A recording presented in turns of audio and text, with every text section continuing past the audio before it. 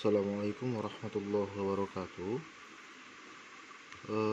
Kembali bertemu bersama Ustadz Husnul Hifzi.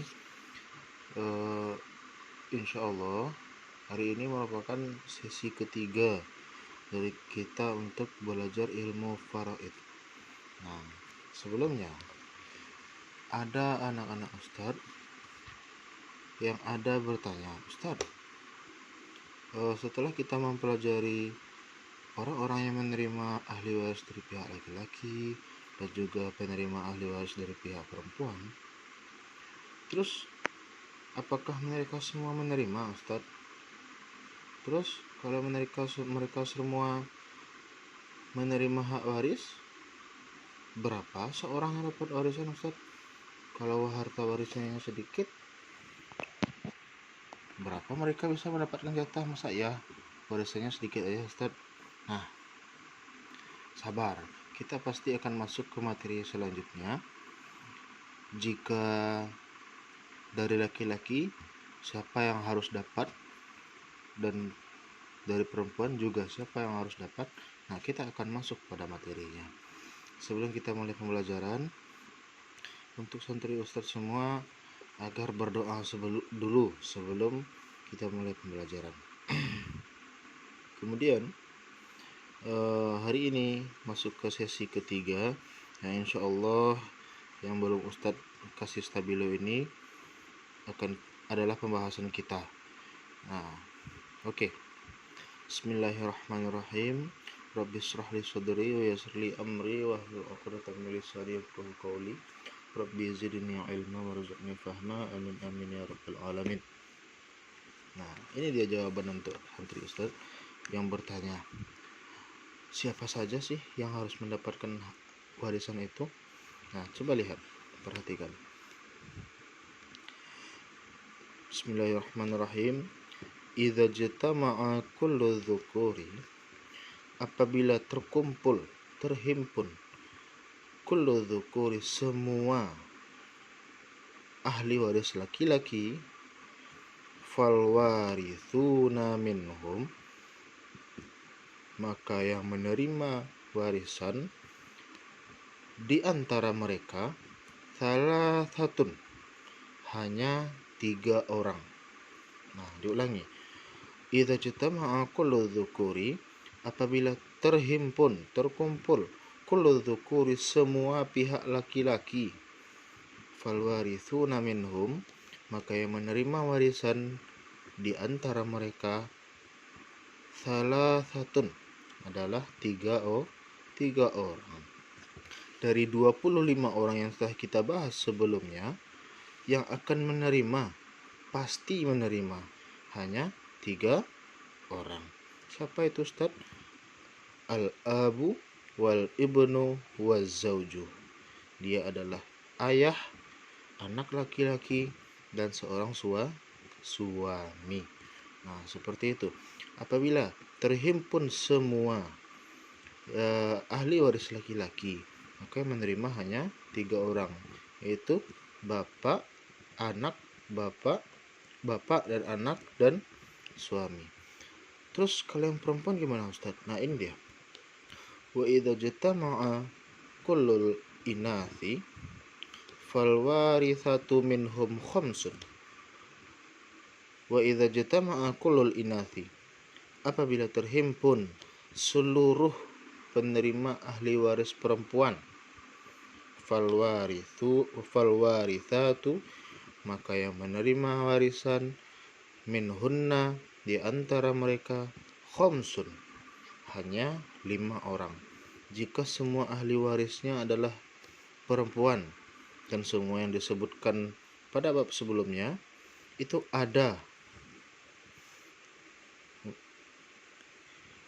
maka di antara yang 10 orang ini yang menerima, yang pasti menerima, hanya 5 orang. Siapa itu? Al bintu wa bintul ibni wa zaujatu wal ummu wal ukhtu syaqiqah. Dia adalah anak perempuan, kemudian anak perempuan dari anak laki-laki, Diulangi, anak perempuan, kemudian anak perempuan dari anak laki-laki, atau bisa kita sebut cucu perempuan dari anak laki-laki si mayit. Seperti itu, cucu perempuan dari anak laki-laki si mayit. Kemudian sampai lagi yang ketiga, az-zaujatu, istri si mayit. Yang keempat, ummu, ibu. Dan yang kelima adalah ukhtus syaqiqah, yaitu saudara perempuan kandung dari si mayit. Nah, seperti itu. Apabila semua ahli warisnya laki-laki yang ada dan semua dari yang 15 itu tersebutkan ada, maka yang wajib menerima hanya 3 orang. Maka apabila semua ahli warisnya adalah perempuan dan semua perempuan itu ada, maka yang akan menerima hanya 5 orang. Nah, seperti itu. Itu jika dari pihak laki-laki atau pihak perempuan. Nah, kemudian apabila semuanya ada gimana Ustaz? Ini dia pembahasannya. Wa idza ikhtalatu az-zukuru wal inathu, apabila tercampur, tergabung az-zukuru wal inathu, pihak penerima laki-laki, wal inathu, dan pihak penerima perempuan, apabila tergabung yang laki-laki dan yang perempuan, fayarithu minhum, maka menerima waris minhum di antara mereka khamsatun, oleh 5 orang dari 25 yang berhak menerima ahli waris. Jika ada semuanya, penerima ahli waris dibatasi hanya 5 orang yang pasti mendapatkan ahli waris. Siapa saja itu? Ya adalah al-abu, bapak, wal ummu, ibu, wal ibnu, anak laki-laki, wal bintu, anak perempuan, wa ahaduz zaujaini, dan salah satu di antara suami istri. Kalau si mayit itu laki-laki, maka istrinya yang mendapatkan ahli warisan. Kalau si mayit itu perempuan, maka suaminya yang mendapatkan warisan. Seperti itu. Maka yang menerima adalah 5 orang, bapak, ibu, anak laki-laki, anak perempuan, dan salah satu suami istri. Seperti itu.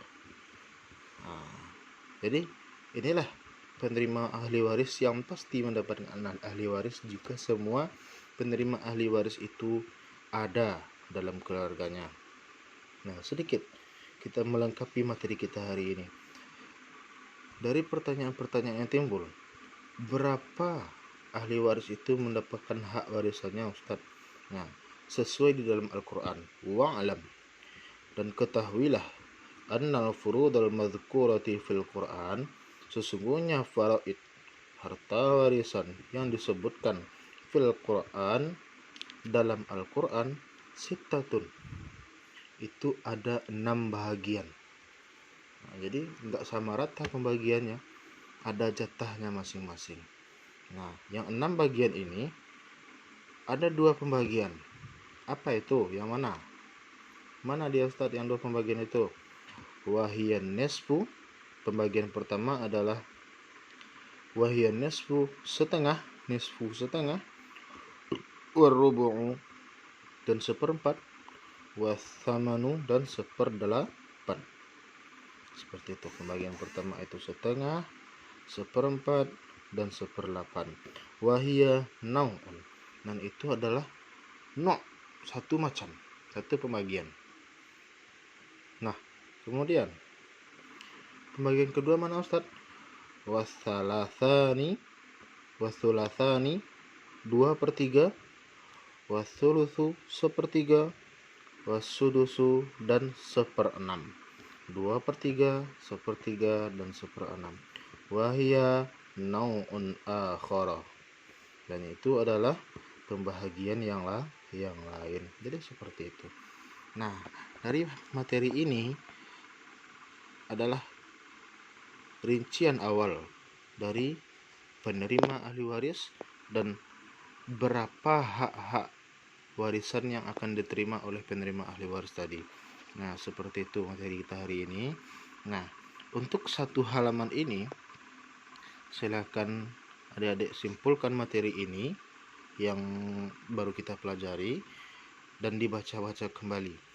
Nah, setelah ini jangan lupa dikonfirmasi ke Ustadz bahwa santri semua sudah mendengarkan video ini dan membuat kesimpulannya. Nah, dibuat ringkasannya.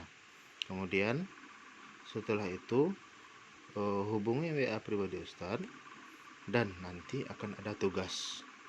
Tugas pertama dari materi pembelajaran faraid dari 3 pertemuan ini.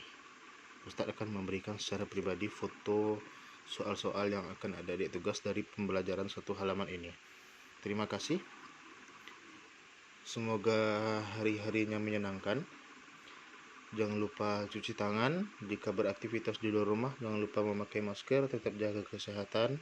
Wabillahi taufik.